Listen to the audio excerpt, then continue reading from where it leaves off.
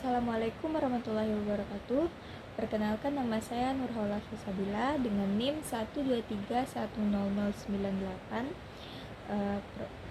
program studi pendidikan guru madrasah ibtidaiyah kelas 3D. Nah, baiklah, di sini saya akan menjelaskan pada mata kuliah konsep dasar dan materi PPKN, yaitu di sini pada bab 4, yaitu tentang paradigma baru pendidikan kewarganegaraan. Nah, di sini tuh yang pertama ada pembentukan komitmen. Nah, dari pembentukan komitmen ini juga ada pengembangan pendidikan demokrasi dalam rangka memperkuat keutuhan dan berkelanjutan Negara Kesatuan Republik Indonesia. Nah, jadi berdasarkan kurikulum tingkat satuan pendidikan atau KTSP, pendidikan kewarganegaraan ini bertujuan agar dapat mempersiapkan peserta didik menjadi warga negara yang memiliki komitmen kuat untuk menjaga integritas NKRI. Nah, lalu pada proklamasi kemerdekaan pada 17 Agustus 1945 merupakan tonggak berdirinya Negara Kesatuan Republik Indonesia. Nah, yang dimana sebagai negara yang merdeka dan bersatu dari Sabang sampai Merauke, dari proklamasi ini merupakan hasil perjuangan panjang yang penuh dengan pengorbanan. Nah, lalu NKRI sendiri adalah negara yang berkebangsaan modern yang dibangun atas dasar semangat nasionalisme.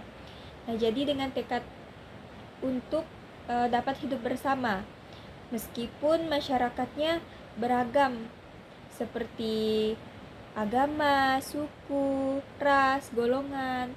Nah, di Indonesia tuh sangat banyak sekali, tidak seperti di negara-negara lain. Jadi negara Indonesia ini bukan memiliki satu kelompok saja, tetapi memiliki banyak. Nah, jadi dari hal tersebut muncullah semangat kebangsaan yang harus tetap kita tanamkan untuk memahami konsep negara kesatuan, bentuk republik, dan pentingnya menjaga keutuhan wilayah serta kelangsungan hidup NKRI. Nah, dalam sejarahnya Negara Kesatuan Republik Indonesia ini telah menghadapi berbagai macam, baik dari dalam negara maupun di dalam luar negara, seperti pemberontakan PKI pada tahun 1948,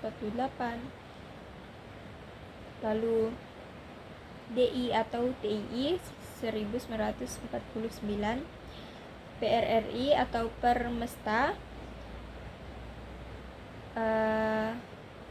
hingga G30S PKI pada tahun 1965 dan yang lainnya. Nah, dari hal tersebut hingga kini ancaman terhadap keutuhan NKRI ini masih muncul dalam berbagai bentuk, termasuk di bidang politik, ekonomi, budaya, dan masalah sosial lainnya. Jadi oleh karena itu diperlukan pemahaman yang mendalam dan komitmen yang kuat terhadap nilai-nilai kebangsaan, khususnya di kalangan generasi muda sebagai penerus bangsa ini. Selanjutnya adalah paradigma baru PKN juga menekankan pengembangan pendidikan demokrasi. Nah, sebagaimana dijelaskan oleh Udin Winata Putra pada bukunya di tahun 2002, demokrasi yang diidealkan adalah pemerintah dari rakyat, oleh rakyat, dan untuk rakyat. Namun pada praktiknya tujuan nasional yang meliputi perlindungan seluruh rakyat ini belum sepenuhnya tercapai. Nah, negara demokratis ini seharusnya mampu mengatasi kepentingan pribadi golongan dan sistem otoriter dengan fokus pada kepentingan rakyat dan menciptakan masyarakat yang adil dan makmur. Nah, selanjutnya adalah perkembangan pendidikan demokrasi. Nah, jadi perkembangan pendidikan demokrasi ini bertujuan untuk mengembangkan pemahaman nilai dan praktik kehidupan demokratis dalam berbagai aspek kehidupan, mulai dari keluarga hingga pemerintahan. Nah, PKN dengan paradigma baru memiliki 3 fungsi utama, yaitu mengembangkan kecerdasan warga negara atau civic intelligence, lalu membina tanggung jawab negara atau civic responsibility, dan mendorong partisipasi aktif warga negara atau civic participation. Nah, kecerdasan yang dimaksud tidak hanya mencangkup aspek rasional tetapi juga aspek spiritual, emosi, dan juga sosial. Jadi tanggung jawab warga negara berarti itu tuh kesadaran terhadap kewajiban yang harus dijalankan. Nah, tidak hanya menuntut hak tetapi partisipasi aktif juga. Tapi maksudnya itu kita harus berpartisipasi aktif juga dan terlibat dalam kontribusi pembangunan dan kemajuan negara. Selanjutnya yang terakhir adalah pembentukan kesadaran kewarganegaraan atau civic mindedness. Nah, ini nih juga menjadi elemen penting. Jadi konsep ini mengacu pada loyalitas kepada negara yang diwujudkan melalui kesadaran membela negara. Nah, lalu menghormati hak asasi manusia maksudnya menghargai keragaman, menjaga lingkungan hidup, menaati hukum, membayar pajak, dan berperilaku anti korupsi, serta nepotisme.